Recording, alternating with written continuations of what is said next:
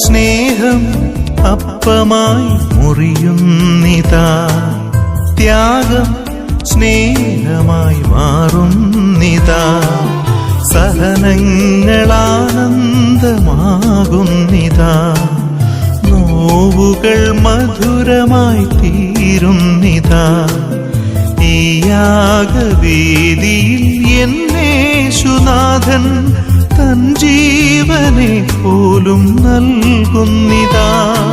സ്നേഹം അപ്പമായി മുറിയുന്നിതാ, ത്യാഗം സ്നേഹമായി മാറുന്നിതാ, സഹനങ്ങളാനന്ദമാകുന്നിതാ, നോവുകൾ മധുരമായി തീരുന്നിതാ.